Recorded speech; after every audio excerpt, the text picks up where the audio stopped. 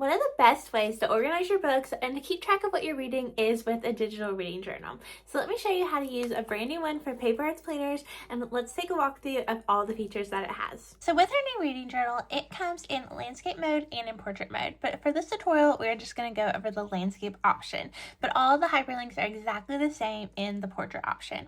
So watching this tutorial, you'll learn how to use both. So whenever you open the planner, you're going to have 3 cover options at the very beginning. You can delete whichever one you want. There are no hyperlinks on any of these pages, so you can delete whichever cover you don't want, or if you don't mind, you can just leave them there and switch them out as whenever you want them. If you want to rearrange the order, for let's say you're going to keep all of them, but you want to rearrange the order, you can do that just by going to the thumbnails in whatever app that you're using and then dragging them to move them around to whichever order that you want them to be in. You can also take these and put them at the very back of the planner if you just want to save them, but you don't want to be able to see them. So once you open your planner, those are the first 3 pages that you're going to see, and then you will go to our welcome page. On this page is just a little note from me, plus our hyperlinks to all of our shops, our helpful tips, our tutorials, where you can ask a question. All of that is right here, and you can also join our planner club or the sticker club. Now on the next page, you're going to come to the index. Now you can get to this index by going right up here to this asterisk on any page of the planner. It's going to be right there. If you click on this, that's going to take you back to the index. Now in the index, you have hyperlinks to everything. So you have your bookshelf, currently reading, book of the month, your monthly reading, and a page for each month. You have your yearly reading, your to be read, and you have a couple different options for that.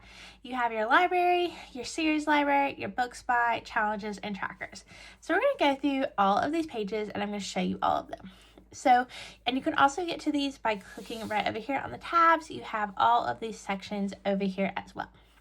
So the very first thing we have is your bookshelf, and right here is just a fun place where you can color these books in, you can add your titles, you can duplicate this page as many times as you want, and this is just kind of like a bonus page that you can use to decorate and color with if you want to.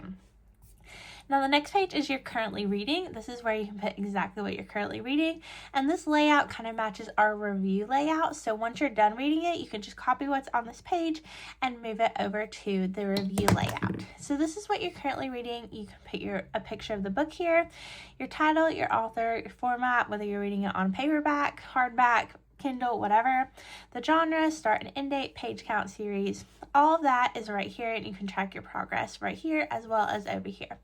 So that's the currently reading section. Next we have the book of the month. So if there's a book that you want to track that you're reading each month, maybe you're in a book club, you can put that right here. You can put the image of the book right here, the name, author, and these hearts are where you can track your rating of it, whether it's 5, 4, 3, whatever you think of the book, that's what you can put right here. And so this page is here for the book of the month. Next, you have your monthly reading, and there are 12 pages of this, and you can move throughout these pages right up here where it has January, February, March, etc. So this is just a tracker of the books you want to read, how many you actually read, how much you read each day, and then down here is where you can put the books that you read.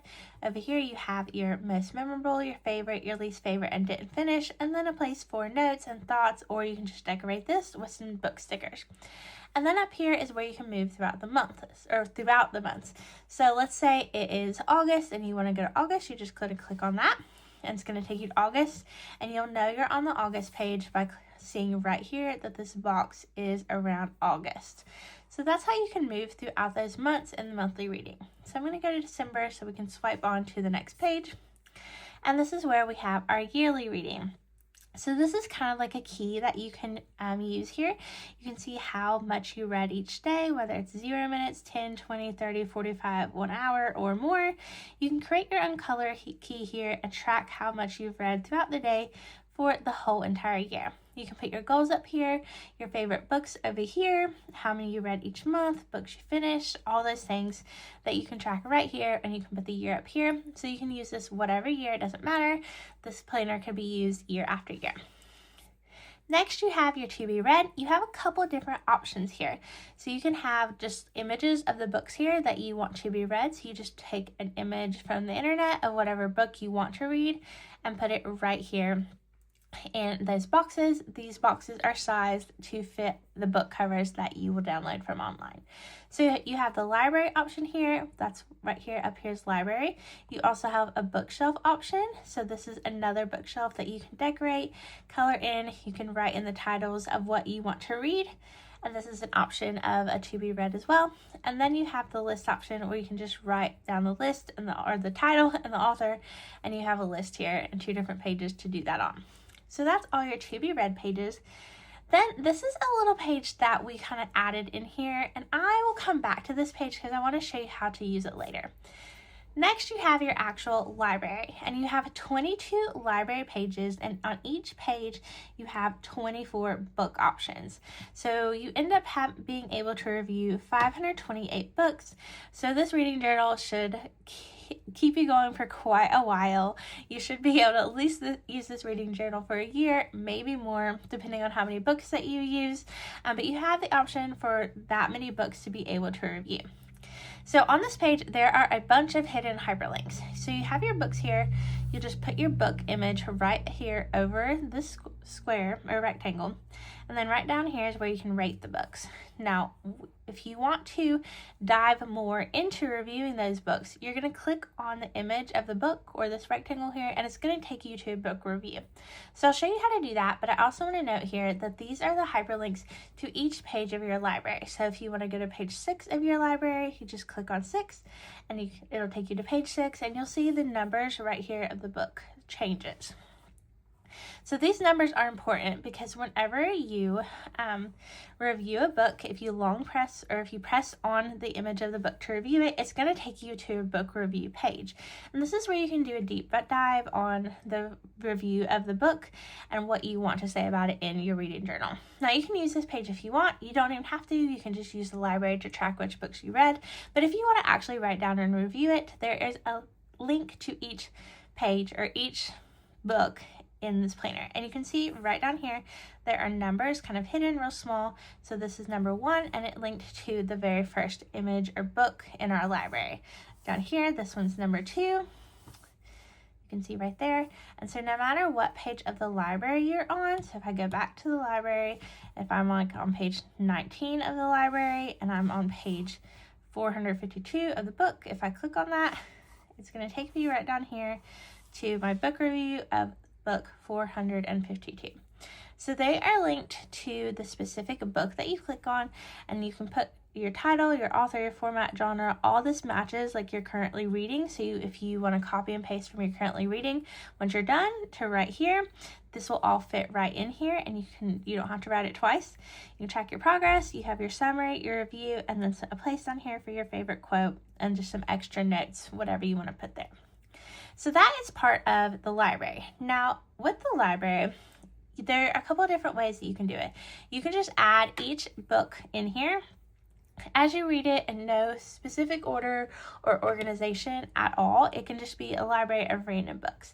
But if, for instance, you wanted to kind of organize this, like for instance, I like to read like a whole entire author's library of books, and then before moving on to a different author. So if you wanted to track your library pages by author, you could totally do that with this page, with this library index.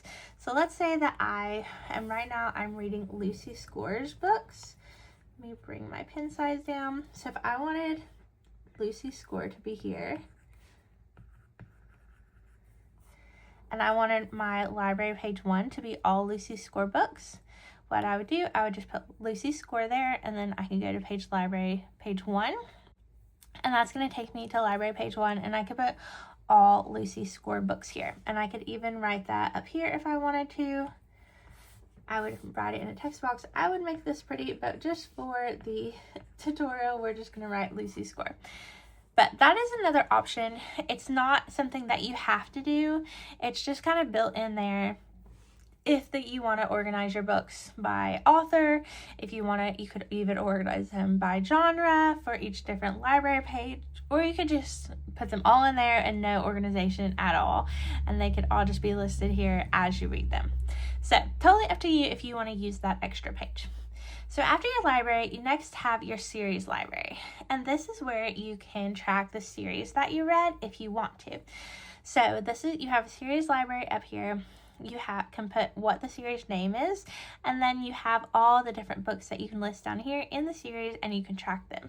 Now, if you want to review this series, you're just going to click right up here on the series review, and it's going to take you to a series review page, which is very similar to the book review page and how that works.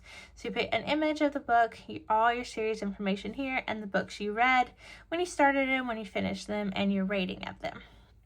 So that's the series review.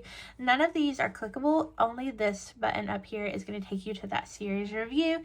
And down here is just where you can list the books in that series.